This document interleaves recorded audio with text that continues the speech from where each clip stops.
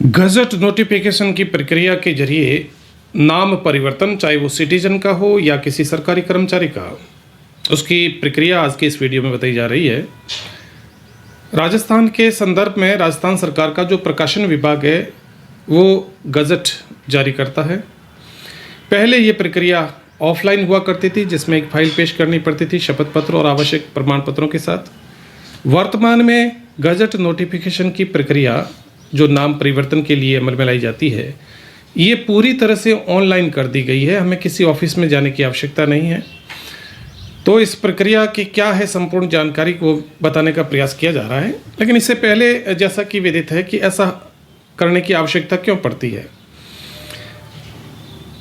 व्यक्ति को अपना नाम भारत का संविधान अपने भाग 3 के तहत मूल अधिकारों के उपबंधों में हर नागरिक को ये स्वाधीनता देता है, स्वतंत्रता देता है कि कोई व्यक्ति अपने आप को किस नाम से पुकारा जाना पसंद करता है। और उसी के तहत इसकी एक लीगल प्रोसेस है, एक वैधानिक प्रक्रिया, जिसमें गज़ट जारी करवाया जाता है और गज़ट प्रकाशन के साथ ही कुछ अन्य औपचारिकता पूरी करते हुए एक नागरिक अपने अन्य समस्त दस्तावेज नए नाम के अनुसार परिवर्तित करवा सकता है। और यदि वो सरकारी कर्मचारी है तो तद अनुरूप उस प्रक्रिया के तहत अपना नाम ऑनलाइन ऑफलाइन अपने विभाग में संबंधित चेंज करवा सकता है। सबसे पहले हम गूगल सर्च बार में जब एसएसओ लिखेंगे तो sso.raj.gov.in पर जाएंगे और जैसा कि हर राज्य कर्मचारी की अपनी एसएसओ आईडी होती है, तो इस पेज पर आने पर हमें लॉगिन करना पड़ता है। लॉगिन के लिए यह आईडी लिखी जाती है और यहाँ पासवर्ड और फिर कैप्चा और देन लॉगिन। लॉगिन करने पर जो इंटरफेस हमारे समक्ष आता है वो इस प्रकार का है, जिसमें SIPF, राजसिम्स, जो भी आवश्यक राजकाज ये ऐप्स होती है। तो इसमें जो ये राजस्थान ई आर्काइवल मैनेजमेंट सिस्टम, ये जो ऐप है, बस यही ऐप है जिसके जरिए हम गज़ट नोटिफिकेशन के लिए अप्लाई करते हैं। अगर ये ऐप इनमें नहीं मिलती है तो हमें इनएक्टिव ऐप्स पर क्लिक करना होगा या फिर इधर सिटीजन ऐप्स में जाकर के, इधर गवर्नमेंट ऐप में जाकर के इसको सर्च करेंगे तो ये ऐप आसानी से हमें मिल जाती है।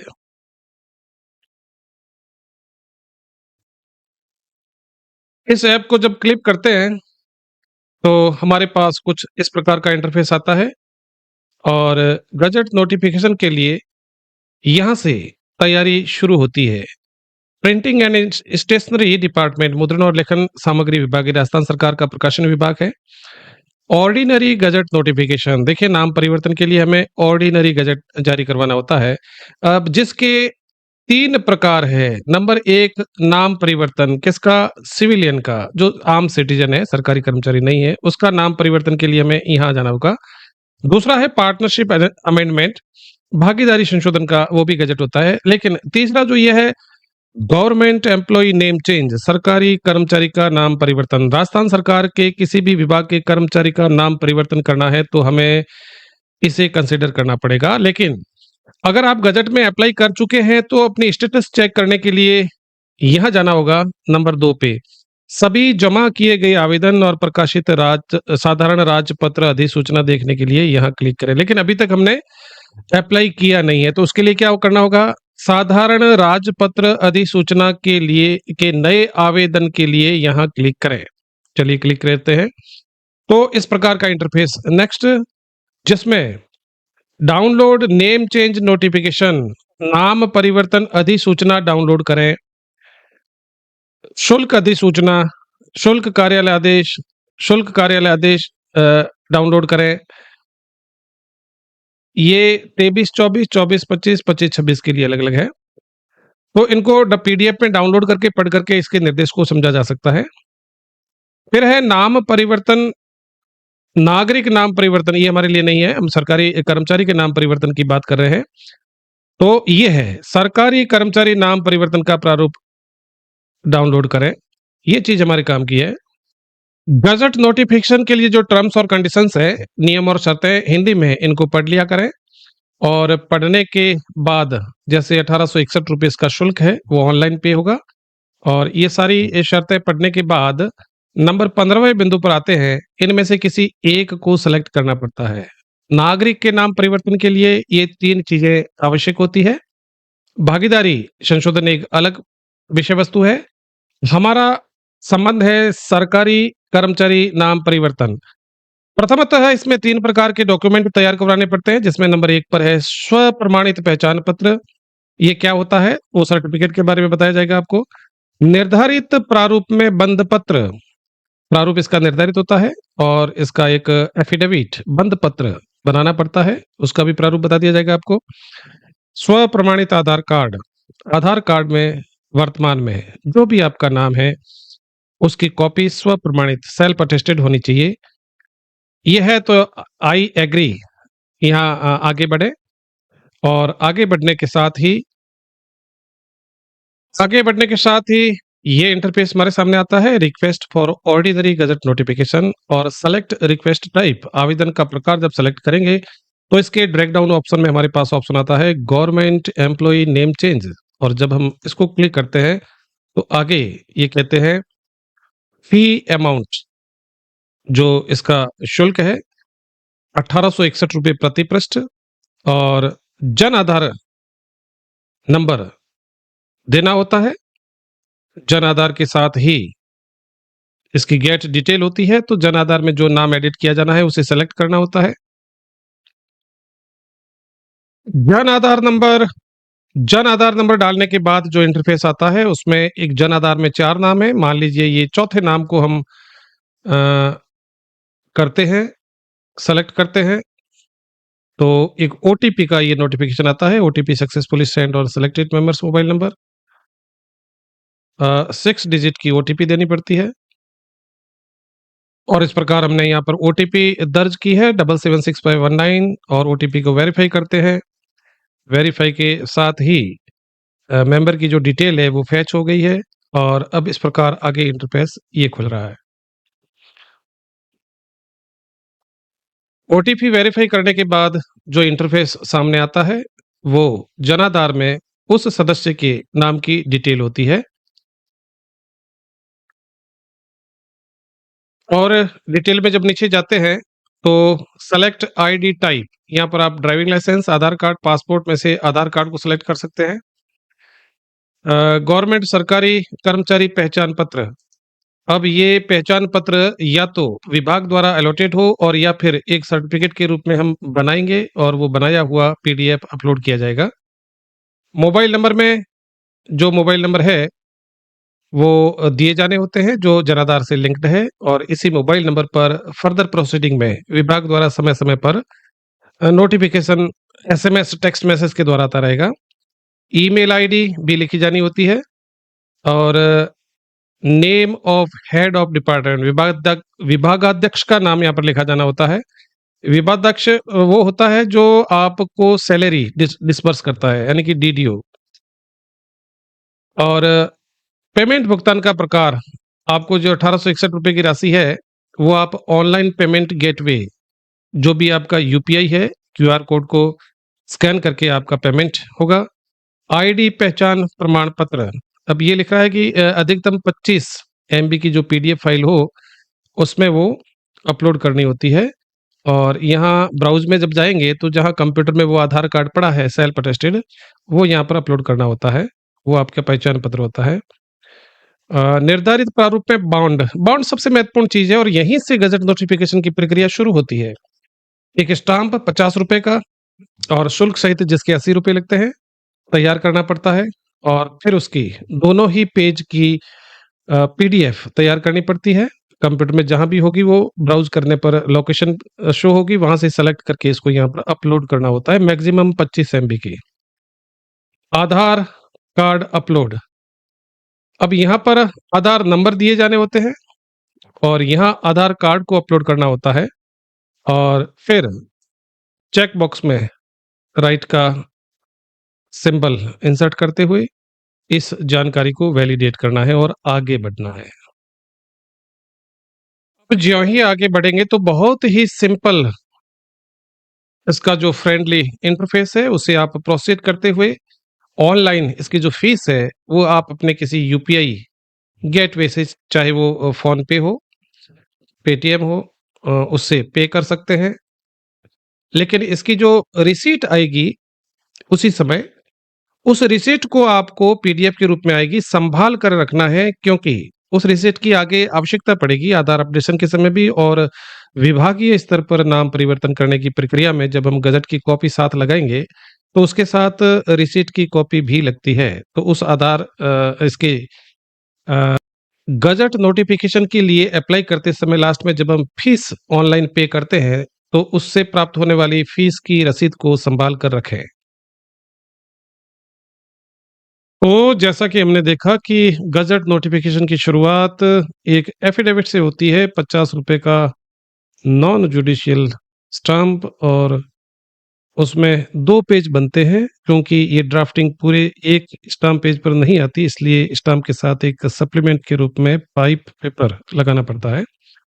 तो जितनी ड्राफ्टिंग सहज रूप से स्टाम्प के प्रथम पेज पर आती है उतनी लिख दिया जाए, बाकी दूसरे साथ में जो नथी होगा पाइप पेपर पर लिखी जाती है।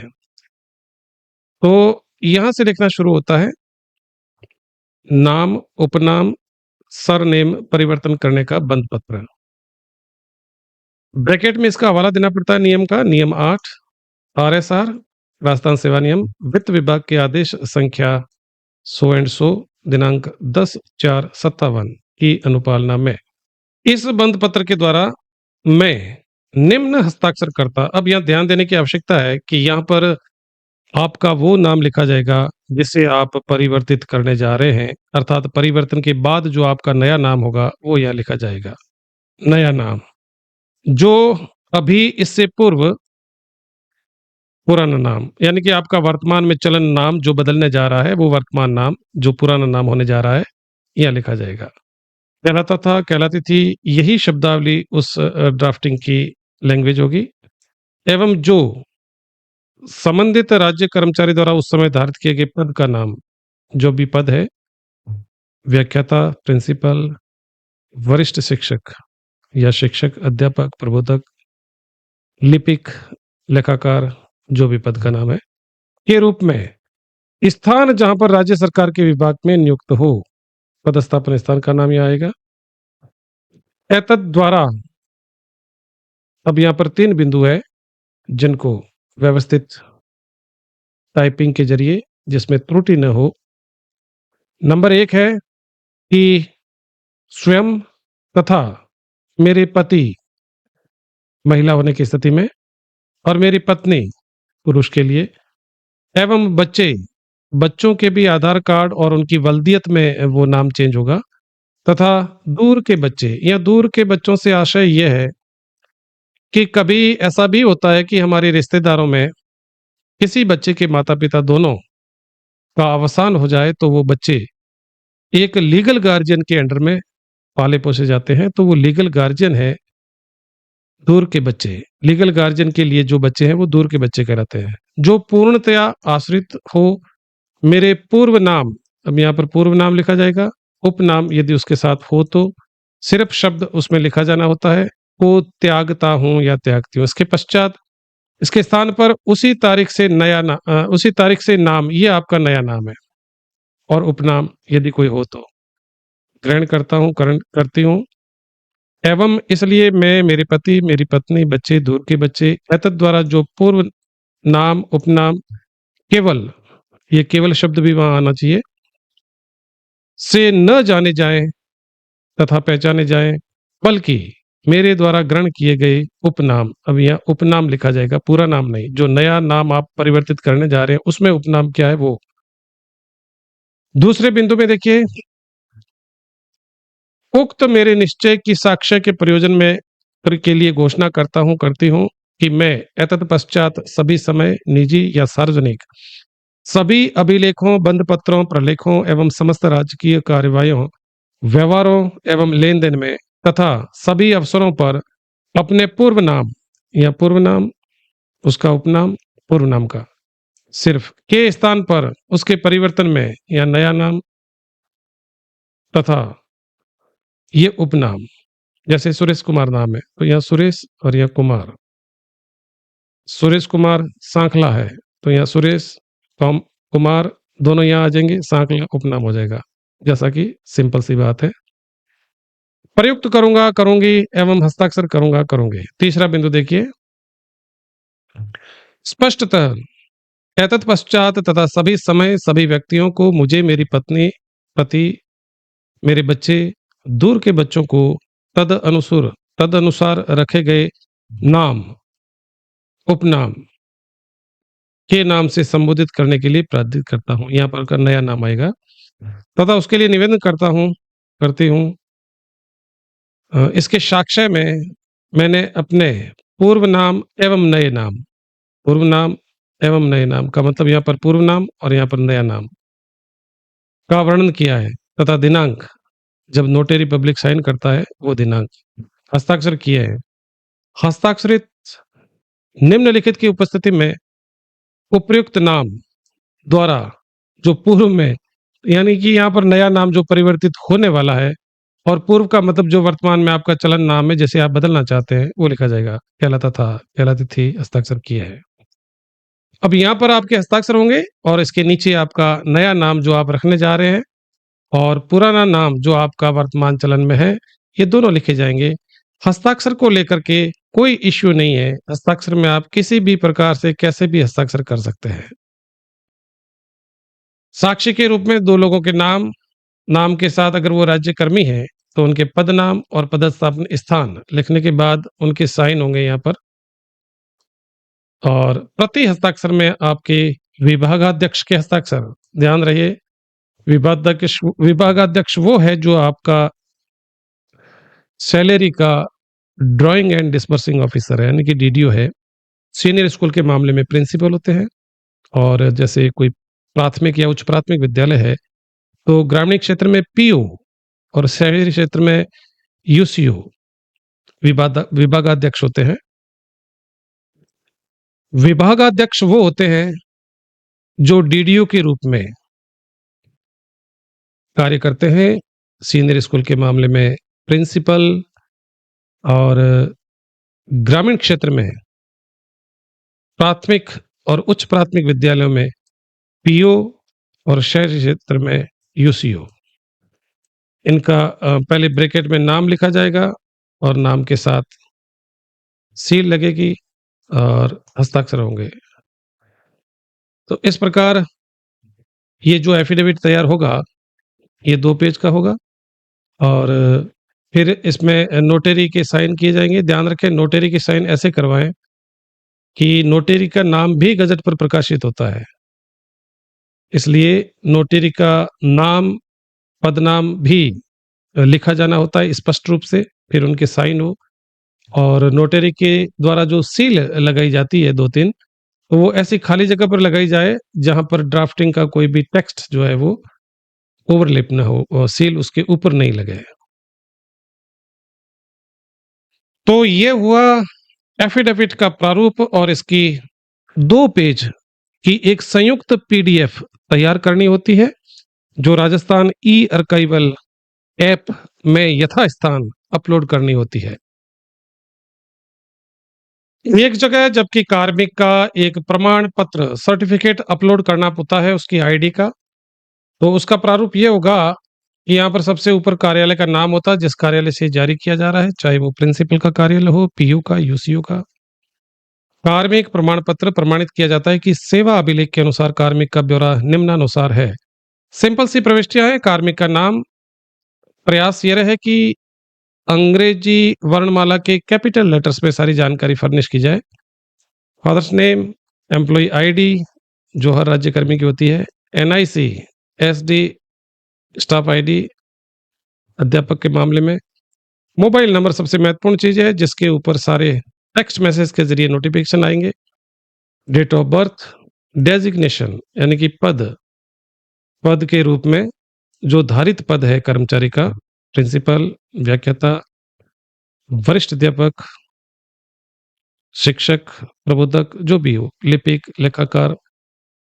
डेट ऑफ फर्स्ट ज्वाइनिंग, राजकीय सेवा में प्रथम नियुक्ति, इस पद पर नहीं, राजकीय सेवा में, जैसे लगते समय कोई थर्ड ग्रेड में था, वर्तमान में भले ही वो फर्स्ट ग्रेड हो, राजकीय सेवा में फर्स्ट जॉइनिंग की तिथि यहाँ लिखी जानी होती है। डेट ऑफ रिटायरमेंट, जाहिर सी बात है आपकी जन्म तिथि के अनुसार आपकी सेवानिवृत्ति तिथि का जिक्र होगा। प्रेजेंट पोस्टिंग प्लेस यानी कि वर्तमान में का आपका पदस्थापन कहाँ पर है, उसका पता यहाँ लिखा जाएगा। एड्रेस, जो आपके निवास स्थान का एड्रेस है, वो यहाँ लिखा जाएगा। तत्पश्चात कार्मिक के हस्ताक्षर होंगे और कार्मिक की फोटो लगेगी। फोटो, हस्ताक्षर एवं विवरण प्रमाणित करेंगे विभागाध्यक्ष, और वो सील लगा करके ब्रैकेट में अपना नाम लिख करके फिर हस्ताक्षर करेंगे। और फोटो पर भी ऐसे हस्ताक्षर करना है कि सील और हस्ताक्षर दोनों ही आधे फोटो के ऊपर आए, आधे साइड में। तो इस प्रकार इस सर्टिफिकेट की भी पीडीएफ तैयार करनी होती है और राजस्थान ई आर्काइवल ऐप में जाकर के यथास्थान इसको अपलोड किया जाना होता है।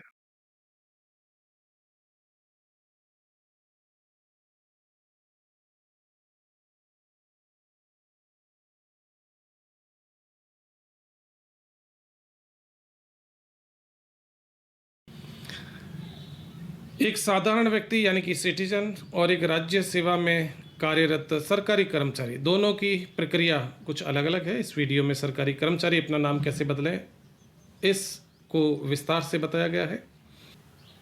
तो ये थी नाम परिवर्तन की संपूर्ण प्रक्रिया, जिसको आपने इस वीडियो में देखा।